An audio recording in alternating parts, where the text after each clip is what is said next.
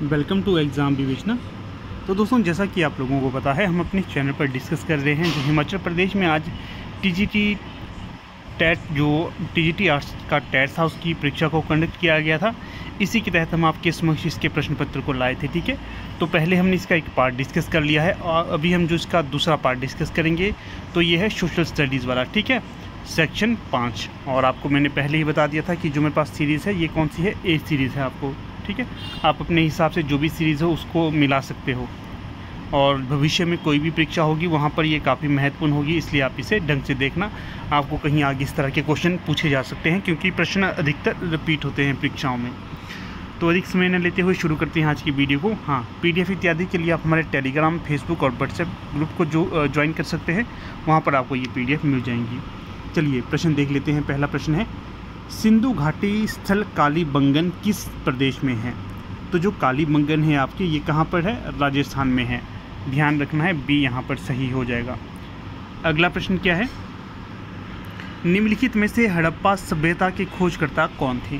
तो जो हड़प्पा सभ्यता के खोजकर्ता माने जाते हैं तो ये होंगे दयाराम साहनी। कौन होंगे? दयाराम साहनी, सी। फिर अगला प्रश्न है, भारत में कितने ऐसे राज्य हैं जहाँ पंचायती राज की व्यवस्था नहीं है? तो जो भारत में पंचायती राज की व्यवस्था नहीं है तो वो हैं कितने? 3। यहाँ पर सी सही हो जाएगा, 3। अगला प्रश्न देखिएगा, प्रश्न संख्या 94। पृथ्वी अपनी धुरी पर घूमती है। पृथ्वी अपनी धुरी पर घूमती है, ये घूमती है पश्चिम से पूरब की ओर। पश्चिम से पूरब की ओर, डी सही विकल्प हो जाएगा। फिर प्रसिद्ध संगीतज्ञ तानसेन का मकबरा कहाँ पर स्थित है? तो जो तानसेन का मकबरा है ये मध्य प्रदेश के ग्वालियर में है। फिर अगला प्रश्न है, एक जन एक साम्राज्य और एक नेता का नारा किसने दिया?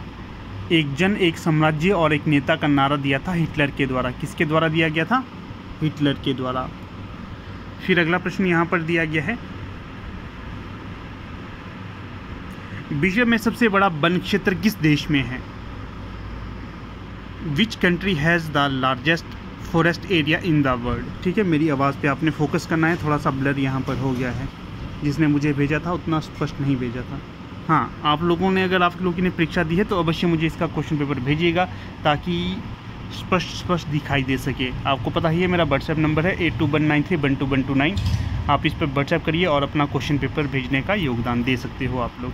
व्हाट्सएप नंबर दोबारा से रिपीट करता हूँ, 8219312129। अगला प्रश्न देखिएगा, यहाँ पर क्या पूछा गया अगले प्रश्न में, यह कौन तय करता है कि कोई विधेयक धन विधेयक है या नहीं? Who decided weather a will is a money will और नॉट? ये बताना है। ये भी ब्लर हो गया है। तो लोकसभा जो अध्यक्ष होते हैं ये बताते हैं कि कोई बिल कोई विधेयक क्या है, कोई विधेयक धन विधेयक है या नहीं, ये बताते हैं लोकसभा अध्यक्ष। नेक्स्ट क्वेश्चन है, वीटो किस भाषा का शब्द है? तो जो वीटो है ये है आपका लैटिन भाषा का शब्द। किसका? लैटिन लैंग्वेज का। अगला क्वेश्चन देखिए, तख्ते ताउस पर बैठने वाला अंतिम मुगल बादशाह कौन था? तख्ते ताउस, आपने नाम सुना ही होगा। इस पे बैठने वाला अंतिम मुगल बादशाह था मोहम्मद शाह। अगला है, रामचरितमानस के लेखक तुलसीदास किसके शासनकाल से संबंधित थे? तो जो रामचरितमानस लिखी गई है ये लिखी गई है तुलसीदास के द्वारा, अवधी भाषा में लिखी गई है और ये अकबर के समकालीन थे। अगला है, किस युद्ध के बाद बाबर को कलंदर की उपाधि दी गई थी? जो बाबर है इसे कलंदर की उपाधि भी दी गई थी। किस युद्ध के बाद? पानीपत के प्रथम युद्ध के बाद। क्यों? क्योंकि ये जनता को जो भी युद्ध में लूटी गई चीज़ें होती हैं वो बांटता था, जिस कारण इसे कलंदर भी कहा जाता है, कलंदर। अगला है 103। इसमें क्या पूछा गया, संविधान के किस भाग को भारतीय संविधान का मैग्ना कार्टा कहा जाता है? तो जो मैग्ना कार्टा कहा जाता है भाग 3 को। इसे भाग 3 को। फिर प्रश्न है 104, दुर्गापुर स्टील प्लांट किस देश के सहयोग से स्थापित किया गया था? तो जो दुर्गापुर स्टील प्लांट है इसे किया गया था ब्रिटेन के सहयोग से स्थापित। विकल्प ए यहाँ पर सही होगा। फिर अगले प्रश्न को देखिए 105, विश्व का सबसे ऊंचा रेलवे पुल किस नदी पर बना है? तो जो विश्व का सबसे ऊंचा रेलवे पुल बना है सतलुज नदी पर। सतलुज नहीं, चिनाब नदी पर। यहाँ पर बी सही होगा। एक मिनट मुझे सोचने, हाँ सतलुज होगा इसका दोस्तों, सतलुज, विकल्प ए। तो जो ये है 105, इसने मुझे कंफ्यूज कर दिया था। तो विश्व का सबसे ऊंचा जो रेलवे पुल है ये चिनाब नदी पे बना है, विकल्प बी सही हो जाएगा, ये बी मान लीजिए आप इसका बी। फिर अगला प्रश्न देखिए, किस राजा ने कोणार्क के सूर्य मंदिर का निर्माण करवाया था? तो जो सूर्य मंदिर का निर्माण करवाया गया था, ये करवाया गया था आपके नरसिम्हन देव प्रथम के द्वारा, डी। अगला प्रश्न है, अमेरिका द्वारा ऑपरेशन डेजर्टेड स्टॉर्म किस देश के खिलाफ चलाया गया था? तो जो डेजर्टेड स्टॉर्म है ये ईरान के खिलाफ चलाया गया था, सी यहाँ पर सही विकल्प हो जाएगा। फिर अगला प्रश्न यहाँ पर दिया गया है, संयुक्त राष्ट्र की सुरक्षा परिषद के सदस्यों की संख्या कितनी होती है या कितनी की गई है? तो ये होगा 15। फिर अगला प्रश्न देखिए, विक्रमशिला विश्वविद्यालय की स्थापना किसके द्वारा विक्रमशिला विश्वविद्यालय की स्थापना की गई थी? राजा धर्मपाल के द्वारा, पाल वंशी थे ये। फिर तिरुपति बालाजी मंदिर किस राज्य में स्थित है? तो जो तिरुपति बालाजी हैं ये आपके कहाँ पर होंगे? आंध्र प्रदेश में। अगला प्रश्न देखिएगा यहाँ 111, निम्न में से कौन गुटनिरपेक्ष आंदोलन का संस्थापक नहीं है? तो अगर आपको देखिए नॉर्मल सा प्रश्न था, अगर आपको नहीं आता तो आपको पता ही ना था, जवाहरलाल नेहरू तो होंगे ही होंगे भारत के। जो आपने कभी पढ़ा होगा अमेरिका के राष्ट्रपति के बारे में, तो रोनाल्ड रीगन ये थे राष्ट्रपति अमेरिका के, इस कारण ये तो इसके पक्ष में होने नहीं थे, तो बी इसका सही विकल्प था। मार्शल टीटो, कर्नल नासिर ये भी गुटनिरपेक्ष आंदोलन के संस्थापक सदस्यों में थे, ये आपने ध्यान रखना है क्योंकि भविष्य में पूछा जा सकता है ये प्रश्न आपसे। अगला बड़ा सुंदर प्रश्न पूछा गया है यहाँ पर, भारत के विभाजन के समय भारत में रियासतों की कुल संख्या कितनी थी? तो ये थी आपकी 565। कितनी? 565। फिर अगला प्रश्न है, 2.5 दिन का झोंपड़ा क्या है? तो जो 2.5 दिन का झोंपड़ा है ये मस्जिद है, कहाँ पर? अजमेर में। 2.5 दिन में इसे बनाया गया था ऐसा कहते हैं। निम्न में से कौन सा देश आसियान का सदस्य नहीं है? तो जो आसियान का सदस्य नहीं है चीन, बाकी मलेशिया, इंडोनेशिया, सिंगापुर ये हैं इसके सदस्य। सांची का स्तूप किस राज्य में स्थित है? तो जो सांची का स्तूप है ये आपके मध्य प्रदेश में होगा, कहाँ पर? मध्य प्रदेश में। अगला है, किस गवर्नर जनरल के कार्यकाल के दौरान भारतीय राष्ट्रीय कांग्रेस बनी थी? तो यहाँ पर जो सही विकल्प हो जाएगा तो वो हो जाएगा आपका विकल्प सी, लॉर्ड डफरिन के समय ये बनी। अगला है, किस वर्ष राष्ट्रीय गीत वंदे मातरम पहली बार गाया गया? तो जो वंदे मातरम है ये गाया गया था पहली बार 1896 में। कब? 1896, विकल्प ए यहाँ पर सही हो जाएगा। अगला प्रश्न देखिएगा 118, स्वतंत्र भारत का अंतिम गवर्नर जनरल कौन था? तो जो स्वतंत्र भारत का अंतिम गवर्नर जनरल माना जाता है तो ये होंगे सी, राजगोपालचारी, सी सही विकल्प होगा, सी से सी। अगला प्रश्न है 119, घरेलू हिंसा से महिला संरक्षण अधिनियम कब लागू किया गया? ठीक है, 119 का जो सही विकल्प होगा 2006 में।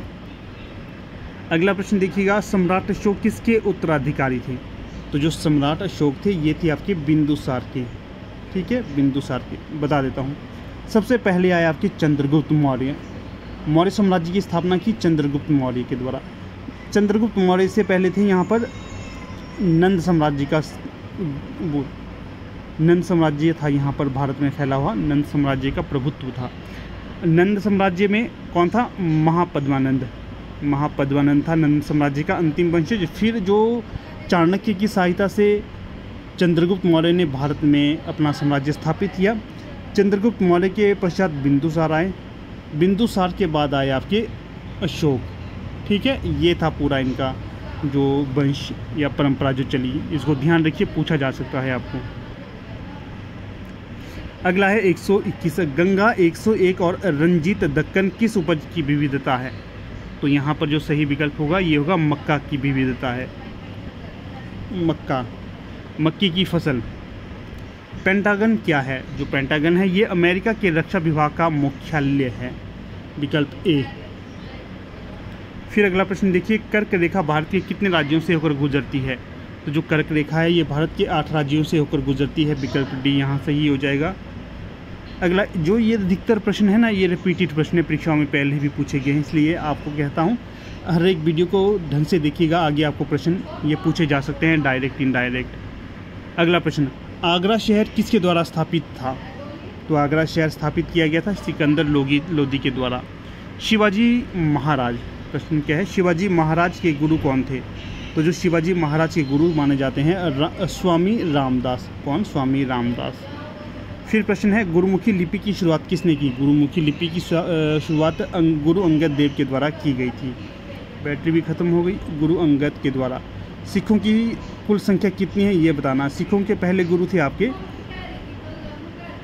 गुरु नानक देव, और अंतिम कौन थे? गुरु गोविंद सिंह। ये ध्यान रखना है, संख्या आपने बतानी है कितने थे सिखों के गुरुओं की संख्या। अगला प्रश्न देखिए 127, पंचवर्षीय योजना का विचार किस देश से लिया गया है? तो भारत ने पंचवर्षीय योजना का विचार सोवियत संघ से लिया है, विकल्प ए। अगला है, जब भारत का संविधान लागू किया गया था तो संविधान के मूल संस्करण में मतदान करने की न्यूनतम आयु क्या थी? तो ये थी आपकी 21 वर्ष। ये भी रिपीटेड प्रश्न है। अगला है, कौन सा गवर्नर जनरल स्वयं को बंगाल टाइगर कहता था? तो ये कौन था? ये था आपका लॉर्ड वेलेस्ली। अगला प्रश्न देखिए 130, 1857 की क्रांति के समय यूनाइटेड किंगडम के प्रधानमंत्री कौन थे? तो ये थे आपके लॉर्ड पाल्मस्टन। कौन था ये? लॉर्ड पाल्मस्टन, 1857 की क्रांति के समय। अगला है 131, फ्रीडम फॉर फियर किताब के लेखक कौन हैं? तो इस किताब के लेखक होंगे आंग सान सू की, ये से। अगला है 132, यदि भारत के राष्ट्रपति का पद खाली हो जाए और कोई उपराष्ट्रपति भी ना हो तो कार्यवाहक राष्ट्रपति कौन होगा? तो ये होंगे आपके सर्वोच्च न्यायालय के मुख्य न्यायाधीश, विकल्प ए यहाँ सही होगा। अगला प्रश्न क्या है 133, भारत में अखबारी कागज़ की पहली मील किस राज्य में लगाई गई थी? तो ये लगाई थी आपके कहाँ पर? मध्य प्रदेश में, मध्य प्रदेश। फिर 1857 की क्रांति का प्रतीक क्या था? 1857 की क्रांति का प्रतीक था कमल और रोटी। अगला प्रश्न है 135, rise of the Maratha power नामक पुस्तक किसने लिखी? तो जो पुस्तक है 135 में ये होगी महादेव गोविंद रानडे के द्वारा लिखी गई थी, rise of the Maratha power नामक पुस्तक। अगला है 136, इसमें क्या पूछा गया है? भारत के मुख्य न्यायाधीश सहित भारत के सर्वोच्च न्यायालय में न्यायाधीशों की अधिकतम स्वीकृत संख्या कितनी है? तो जो स्वीकृत संख्या होगी 34, विकल्प डी यहाँ पर सही होगा, 34। अगला है, नीति आयोग की स्थापना कब की गई थी? तो जो नीति आयोग की स्थापना की गई थी जनवरी 2015, विकल्प ए। नीति आयोग के अध्यक्ष कौन होते हैं ये आप लोग बताइएगा। अगला प्रश्न देखिए 138, सबसे पहले भाप इंजन का आविष्कार किसने किया? सबसे पहले जेम्स वाट भी कई जगह दिखाया जाता है, परंतु विकल्प के अनुसार यहाँ पर न्यूकोमेन होंगे, न्यूकोमेन। अगला प्रश्न देखिएगा 139, रियो डी जनेरियो में पृथ्वी शिखर सम्मेलन किस वर्ष हुआ था? कहाँ पर है रियो डी जनेरियो? मैंने बताया था आपको पिछली वीडियो में, तो ये होगा आपका 1992। अगला है 140, जलियांवाला बाग हत्याकांड केस में भारत का वायसराय कौन था? जिस समय भारत में जलियांवाला बाग हत्याकांड हुआ उस समय भारत का वायसराय था लॉर्ड चैम्सफोर्ड, विकल्प बी। नेक्स्ट क्वेश्चन देखिए, चौथ क्या था? चौथ क्या था? चौथ एक तरह से कर था। कैसा कर था ये? राजस्व कर। इसमें देखिए जो शिवाजी थे, शिवाजी ने जो पड़ोसी राज्यों पर जिन्हें जीता था उन पर ये कर लगाया गया था, चौथ कर, विकल्प डी सही होगा यहाँ पर। मराठा कर भी कह सकते हैं आप। अगला है 142, इसमें क्या पूछा गया है? राष्ट्रीय सुरक्षित मातृत्व दिवस कब मनाया जाता है? तो ये मनाया जाता है कब मनाया जाता है आपके द्वारा? 11 अप्रैल को, विकल्प ए। नेक्स्ट क्वेश्चन देखिए यहाँ पर 143, two Mughal empires who wrote their own memories are. वो कौन से दो मुगल सम्राट थे जिन्होंने स्वयं अपनी मेमोरी या फिर संस्मरण लिखे थे या फिर अपनी आत्मकथा लिखी थी? तो यहाँ पर नाम आएगा बाबर और हुमायूं का। ठीक है, बाबर और हुमायूं का, विकल्प ए यहाँ पर सही होगा। फिर अगला प्रश्न देख लेते हैं यहाँ पर, शिमला ब्रिटिश भारत की ग्रीष्मकालीन राजधानी कब घोषित की गई थी? तो ये की गई थी 1864 में, विकल्प बी यहाँ पर सही होगा, 1864। अगला प्रश्न देखिए, कौन सा उद्योग सनराइज उद्योग के नाम से भी जाना जाता है? तो जो सनराइज उद्योग के नाम से जाना जाता है तो वो होगा आपका सूचना प्रौद्योगिकी। कौन सा? सूचना प्रौद्योगिकी, विकल्प बी। इसके पश्चात अगला प्रश्न देखिए 146, गुप्तकाल में सोने की मुद्रा को क्या कहा जाता था? गुप्तकाल में सोने की मुद्रा को कहा जाता था दिनार। क्या कहा जाता था? दिनार। गुप्तकाल का ही एक शासक था जिसे भारत का नेपोलियन कहा जाता है। कौन था वो? समुद्रगुप्त। ये भी ध्यान रखना आपने। यूरोपियन संघ का मुख्यालय कहाँ पर स्थित है? तो जो यूरोपियन संघ का मुख्यालय है ये बेल्जियम में है। कहाँ पर? बेल्जियम में, बेल्जियम, विकल्प सी। अगला प्रश्न देखिएगा यहाँ पर क्या है 148, भारतीय संविधान सभा की प्रथम बैठक की अध्यक्षता किसने की? तो जो इसकी बैठक की अध्यक्षता की गई थी सच्चिदानंद सिन्हा के द्वारा। किसके द्वारा? सच्चिदानंद सिन्हा के द्वारा, विकल्प डी यहाँ सही होगा। अगला प्रश्न है 149, इंदिरा पॉइंट कहाँ पर स्थित है? तो जो इंदिरा पॉइंट है आपके कहाँ पर है? अंडमान और निकोबार में, विकल्प डी सही होगा यहाँ पर। अगला प्रश्न देखिएगा 150, मिशन इंद्रधनुष का संबंध किससे है? टीकाकरण से है और 2005 में ये आया था। ठीक है, तो इस प्रकार से दोस्तों कुछ हमारा ये वीडियो था। 150 प्रश्न यहाँ पर हमने देख लिए जीके के सेक्शन के साथ। बाकी देखिएगा, वीडियो अच्छी लगी तो इसे अवश्य लाइक, शेयर और चैनल को सब्सक्राइब करिएगा। पीडीएफ इत्यादि के लिए आप हमारे टेलीग्राम, फेसबुक, व्हाट्सएप ग्रुप को ज्वाइन कर सकते हैं। वहाँ पर आपको पीडीएफ इसकी सेंड कर दी जाएगी। आप वीडियो के अंत तक बने रहिए, इसका बहुत बहुत धन्यवाद।